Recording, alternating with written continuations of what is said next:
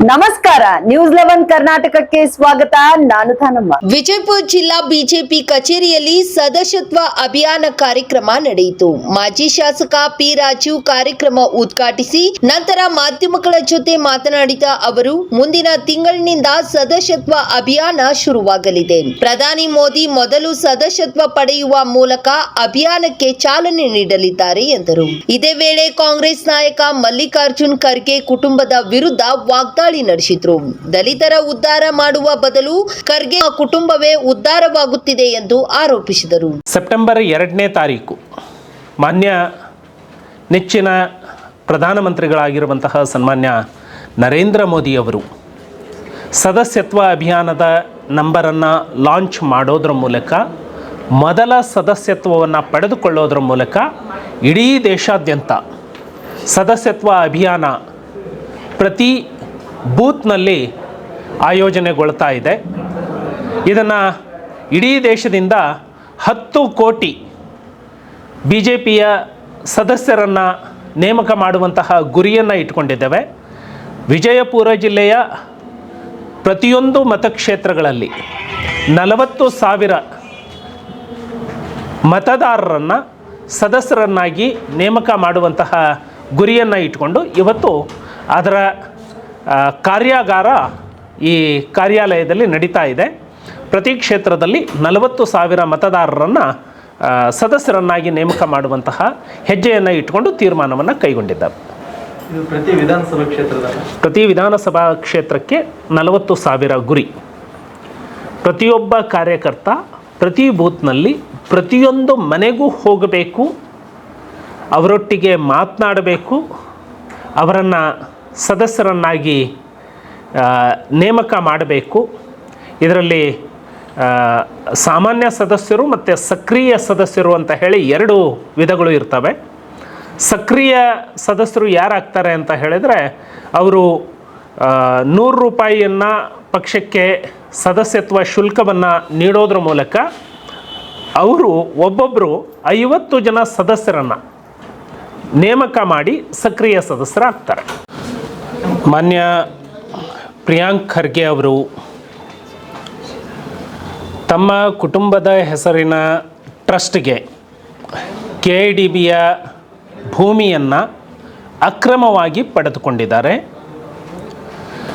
ಮಾತು ಎತ್ತಿದರೆ ದಲಿತರ ಬಗ್ಗೆ, ದಲಿತರ ಅಭಿವೃದ್ಧಿಯ ಬಗ್ಗೆ ಮಾತನಾಡುವಂತಹ ಸನ್ಮಾನ್ಯ ಮಲ್ಲಿಕಾರ್ಜುನ ಖರ್ಗೆಯವರು, ಸನ್ಮಾನ್ಯ ಪ್ರಿಯಾಂಕ್ ಖರ್ಗೆ ಅವರು ದಲಿತರು ಕೇವಲ ಇವರ ಕುಟುಂಬವನ್ನು ಅಭಿವೃದ್ಧಿ ಮಾಡೋದಕ್ಕಾಗಿ ಇರುವಂತಹ ಒಂದು ಸಮೂಹ ಅಂತ ಹೇಳಿ ತಿಳ್ಕೊಂಡಿದ್ದಾರೆ.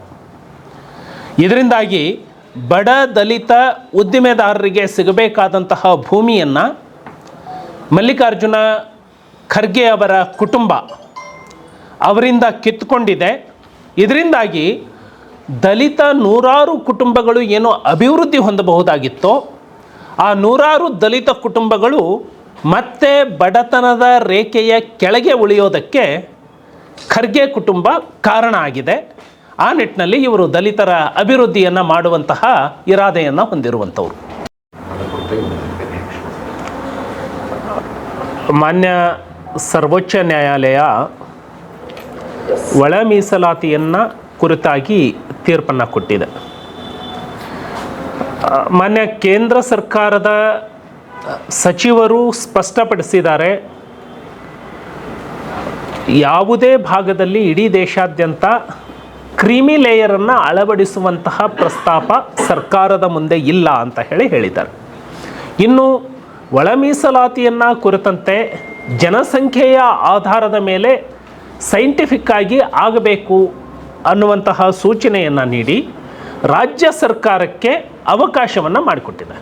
ಹಾಗಾಗಿ ಈಗ ಏನು ಹೊಸದಾಗಿ ಜನಗಣತಿ ನಡೆಯುತ್ತೆ, ಆ ಜನಗಣತಿಯ ಆಧಾರದ ಮೇಲೆ ಸರ್ವೋಚ್ಚ ನ್ಯಾಯಾಲಯ ನೀಡಿರುವಂತಹ ತೀರ್ಪಿನ ಪ್ರಕಾರ ಪ್ರತಿಯೊಂದು ಸಮಾಜಕ್ಕೂ ಕೂಡ ಜನಸಂಖ್ಯೆಯ ಆಧಾರದ ಮೇಲೆ ಪ್ರತಿಯೊಬ್ಬರಿಗೂ ನ್ಯಾಯ ಸಿಗತ್ತೆ ಅನ್ನುವಂತಹ ವಿಶ್ವಾಸ ನನಗಿದೆ.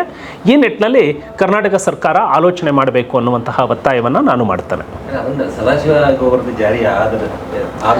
ಈಗ ಸುಪ್ರೀಂ ಕೋರ್ಟಿನ ತೀರ್ಪು ಏನು ಬಂದಿದೆ ಆ ತೀರ್ಪಿನ ಮೇಲೇ ತೀರ್ಮಾನ ತಗೊಳ್ಬೇಕಾಗತ್ತೆ. ತೀರ್ಪಿನಲ್ಲಿ ಸರಿಯಾಗಿ ಜನಸಂಖ್ಯೆಗೆ ಆಧಾರಿತವಾಗಿ ಜನಸಂಖ್ಯೆಗೆ ಅನುಗುಣವಾಗಿ ಒಳ ಮೀಸಲಾತಿ ಆಗಬೇಕು ಅಂತ ಹೇಳಿದೆ. ಹಾಗಾಗಿ ಹಿಂದಿನ ಆಯೋಗಗಳು ಅದು ಲೇಟೆಸ್ಟ್ ಜನಸಂಖ್ಯೆಯನ್ನು ಹೊಂದಿರುವಂತಹ ಸ್ಟ್ಯಾಟಿಸ್ಟಿಕ್ಸ್ ಹೊಂದಿರೋದಿಲ್ಲ. ಅದು ಸಂವಿಧಾನ ತಿದ್ದುಪಡಿಗೆ ಏನು ಆಗಬೇಕು ಅನ್ನುವಂತಹ ಅಂಶಗಳನ್ನು ಇಟ್ಟಿತ್ತು. ಈಗ ಸರ್ವೋಚ್ಚ ನ್ಯಾಯಾಲಯದ ತೀರ್ಪು ಅಂತಿಮ. ಅದರ ಪ್ರಕಾರ ಲೇಟೆಸ್ಟ್ ಪಾಪ್ಯುಲೇಷನ್ ಸೆನ್ಸಸ್ ಏನಾಗುತ್ತೆ ಅದ್ರ ಪ್ರಕಾರ ಕೊಡಬೇಕಾಗುತ್ತೆ. ಈಗ ಜಾತಿ ಗಣತಿ ಅವಶ್ಯಕ ಅಂತೀರಿ? ಜಾತಿ ಗಣತಿ SC STಗೆ ಸಂಬಂಧಪಟ್ಟಂತೆ ಮೊದಲಿನಿಂದನೂ ಇದೆ, ಈಗೇನು ಹೊಸದಾಗಿ ಇಲ್ಲ. ಮೊದಲಿನಿಂದನೂ ಕೂಡ ಜನಗಣತಿಯಲ್ಲಿ ಪರಿಶಿಷ್ಟ ಜಾತಿ ಪರಿಶಿಷ್ಟ ಪಂಗಡಕ್ಕೆ ಸಂಬಂಧಪಟ್ಟಂತೆ ಅವರ ಜಾತಿ ಅದು ಎಷ್ಟು ಸಂಖ್ಯೆ ಅಂತ ಹೇಳಿ ನಿಖರವಾಗಿ ಗೊತ್ತಾಗುತ್ತೆ. ಸುಪ್ರೀಂ ಕೋರ್ಟ್ ತೀರ್ಪಿನಲ್ಲಿ ಅದನ್ನು ಹೇಳಿದೆ, ಅದನ್ನು ಎತ್ತಿ ಹಿಡಿಬೇಕು. ನಿರಂತರ ಸುದ್ದಿಗಾಗಿ ನೋಡ್ತಾ ಇರಿ News11 ಕರ್ನಾಟಕ. ಲೈಕ್ ಮಾಡಿ, ಶೇರ್ ಮಾಡಿ, ಸಬ್ಸ್ಕ್ರೈಬ್ ಮಾಡಿ ಹಾಗೂ ಬೆಲ್ ಐಕಾನ್ ನ ಒತ್ತಿರಿ.